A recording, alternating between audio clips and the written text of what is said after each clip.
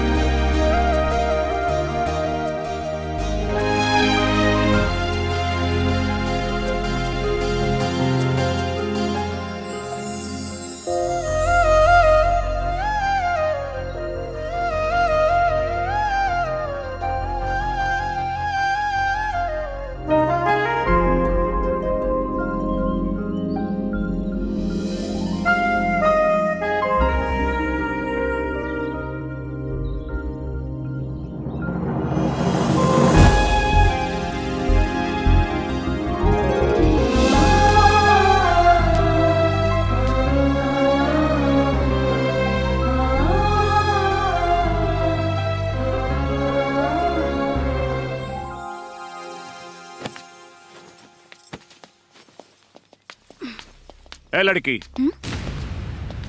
जी शिवा कहाँ है? भैया घर पे नहीं खे बाड़न। अच्छा तो तुम उसकी बहन हो? जी। बहुत खूबसूरत हो, बहुत खूबसूरत। और मैं हूँ खूबसूरती का रसिया। I like it, I like it. शालू, रउआ के हैं? कुछ काम बा यहाँ? ओह आप समझा, आप हैं शिवा की माई। वेरी गुड, बहुत अच्छा। वैसे आपने बिटिया बहुत खूबसूरत पैदा की है। तू अंदर जो। वैसे मुझे यहाँ नहीं आना चाहिए था, अपने ऑफिसर को भेजना चाहिए था। लेकिन अब सोच रहा हूँ कि मैंने यहाँ कर कोई गलती नहीं की। अब तो यहाँ बार बार आना ही पड़ेगा। कारण का कारण से आए भी यहाँ? कारण अपने बिगड़ैल और रंगबाज बेटा शिवा से पूछना। आजकल वो अपने आप को बहुत बहादुर बनता फिर रहा है, अपने आप को लोगों की नजरों में हीरो साबित करता है। कल उसने जो कांड किया है, बस के यात्रियों के साथ जो दुर्व्यवहार किया है, जो उनके साथ मारपीट की है और उन्हें लूटने की कोशिश की है, इसके चलते उसको जेल की हवा खानी पड़ सकती है। भलाई इसी में है, उसको समझा दो कि लोगों के सामने अपनी झूठी बहादुरी ना दिखाए। समझी? समझा देना उसको। ए, तनी रुक जाई। हम गीदड़ नहीं पैदा कैले, शेर पैदा कैले बानी। शेर शेर। हमर बेटा शेर हा, हम ओकर माई। हम तुम्हें और तुम्हारे शेर बेटे दोनों को देख लूंगा, समझी?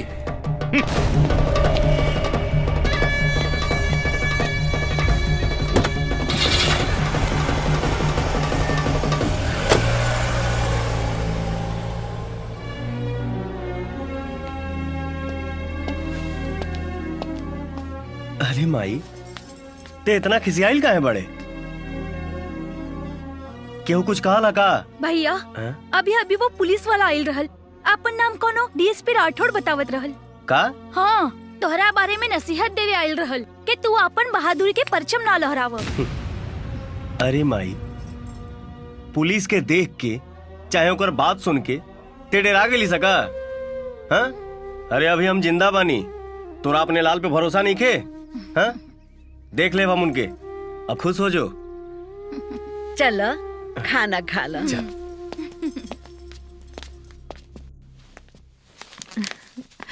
Namaste, sir. This is my synopsis on impact of Buddha's teachings on Indian culture and spirituality. Okay. Have a look, sir. Oh very good. मुझे बहुत खुशी है कि तुम एक अच्छी स्टूडेंट साबित हो रही हो। इसीलिए तुम्हारी सहायता के लिए मैंने एक व्यक्ति नियुक्त किया है जो मेरा शिष्य है और revival of ancient Nalanda university पर काम कर रहा है। वो तुम्हारी थीसिस पूरी करने में मदद करेगा। तुम उसे नहीं जानती। Okay. वो बहुत ही बहादुर और नेक इंसान है। I would like to meet him. सर नमस्ते। अरे शिवा बेटा, आओ, मीट हर। शी इज एलिना, थाईलैंड से आई है।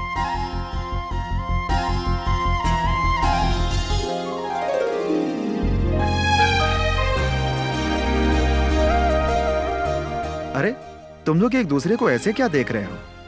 क्या तुम लोग एक दूसरे को जानते हो पहले से? हम लोग एक दूसरे से मिल चुके हैं। Really, he's a very brave young man, sir. क्या मतलब? हम बताओ तनी सर, कल दोपहर में ही पहाड़ पे चढ़ के फोटो खींचे गई रहली। अचानक इनकर पैर फिसल गई। He saved my life. ओह, इन्होंने मुझे बचाया। अच्छा। तुमने ऐसे मौके पर बचा लिया, मुझे तुम पर गर्व है। मगर तुम्हें कल से एलिना के लिए और भी काम करना है। सर तुम्हें एलिना को लेकर राजगीर, नालंदा, बोधगया जाकर वहां के उसके पुरातत्व और अवशेषों पर अध्ययन कराना है। मगर क्या? अगर मगर कुछ नहीं। एलिना हमारी गेस्ट है और इसकी सहायता करना हमारा कर्तव्य है।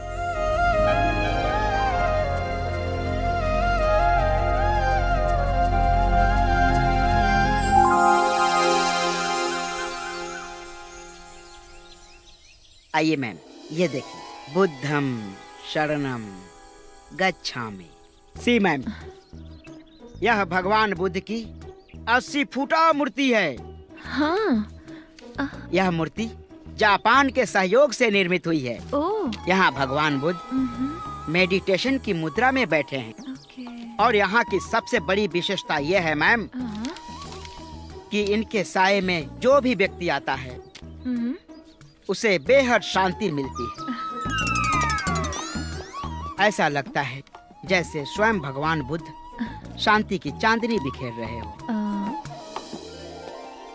जय हो भगवान बुद्ध। ये विदेशी लड़की किचिर पिचिर भाषा में इनके का समझाओ तड़े?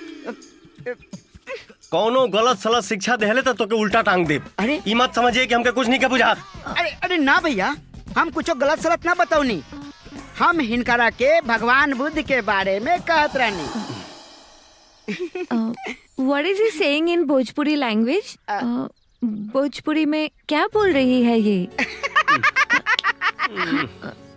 मैं रही नहीं हाँ रहा। ये बोल रहा है, बोल रहे हैं, ये बोल रहे हैं आप ब्यूटीफुल। ये likes you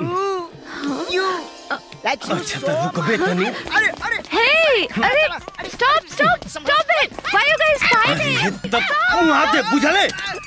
Stop it! हाँ। क्या हो रहा है? तोरे काम करत रहनी। जितना तू एक साल में करवा, हम एक दिन में कर देनी। बड़ संकट में डरना समरा के रे। Stop it! आजकल के डुप्लीकेट गुरुजी लोग से अच्छा तो रहुआ बानी गुरुजी। अपना सुंघे के शक्ति दे के हमरा के हौलदार को नौकरी दिवा देनी। हे प्रभु, हवलदार से डायरेक्ट दरोगा बना दी। ओम स्वानाय नमः, ओम स्वानाय नमः, ओम कुत्ताय नमः, ओम कुत्ताय नमः। हे गुरुजी, हमार भूल चूक माफ करी। हे गुरुजी, राउर आशीर्वाद पाके हम बड़ से बड़ मामला सॉल्व कर लीले प्रभु। हमरा के आशीर्वाद दिहल जाओ प्रभु। हे भैरव बाबा, हमरा के आशीर्वाद दी प्रभु। हमरा के आशीर्वाद दी प्रभु। हमरा के आशीर्वाद दिहल जाओ। हे भगवान, मिल गईल। हे गुरुदेव भगवान, हे गुरुजी, मिल गईल। हमरा आशीर्वाद मिल गईल, आशीर्वाद मिल गईल। हे प्रभु। अरे गुड मॉर्निंग सर। रउआ तैयार होके आ गई नी? हम तैयार बानी सर। तहार ये हरकत हमरा पसंद नहीं खे। तारा के पता बा हम आज कितना टेंशन में बानी? हमारे एक मुखबिर सूचना देले है कि होटल चंद्रगुप्त में इंटरनेशनल गैंग के मीटिंग होके वाला बा। और हमने पता करे के होगी कि ये लोग कौन है और ये लोग के इरादा का है। ओकरा बाद कोनो कार्रवाई कल चाहिए। जी सर। हम अभी जाता नहीं, तू जल्दी से तैयार हो जाइया। यस सर, यस सर, यस सर। ओम गुरुजी, इज्जत के सवाल बैठे। सर,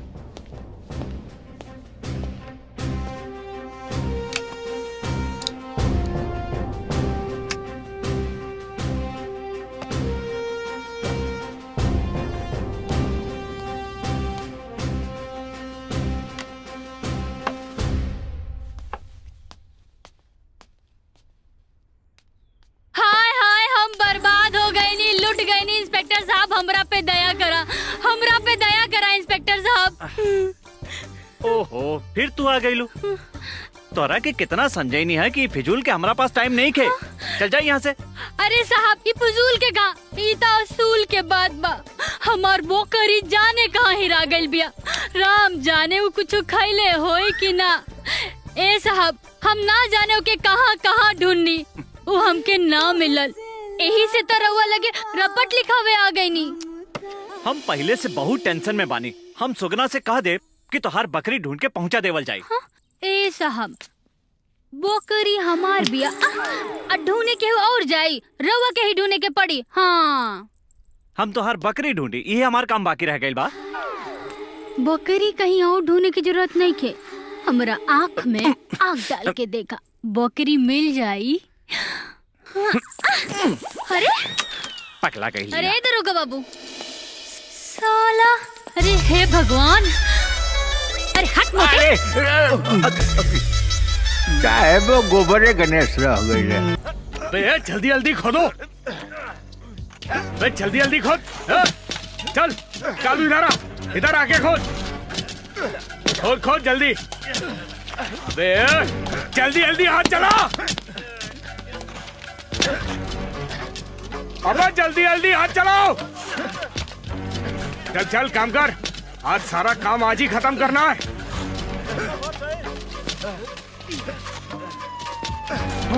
अरे पुलिस!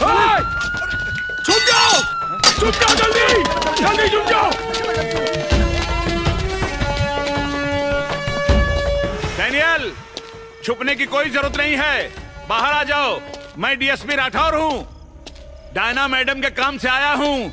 तुमसे कुछ जरूरी बात करनी है, बाहर आ जाओ। अरे राठौर साहब आए, चलो छुपने की जरूरत नहीं है, बाहर आ जाओ। अपने ही और अपने काम पर लग जाओ। नमस्ते साहब। राठौर साहब, मुझे लगा कोई दूसरा पुलिस वाला है। डैनियल, तुम अपना काम चालू रखो, और हाँ, एक बात का ख्याल रखना कि एक काम 2-3 रात में पूरा हो जाना चाहिए। आप बेफिक्र रहें राठौर साहब, ये काम मैं फटाफट निपटा दूंगा। वेरी गुड, चलो मैं चलता हूँ। ओके ओके।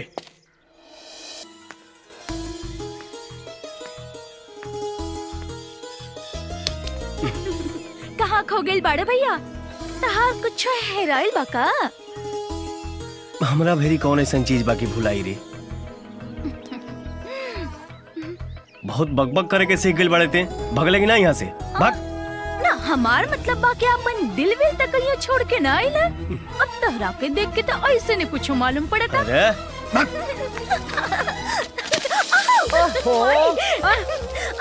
शर्म कर छौड़ी, ऊट खानी लमहर हो गईलू। आई का पार में दिमाग नाम के चीजें नहीं खे। चल का कलसिया तारा के, ई का कलसिया? माई समझा दे एकरा के, बहुत बोला थिया। का रे, काहे करा के तंग कैले हो? हैं? माई, हमरा के तरह से एगो शिकायत बा। का?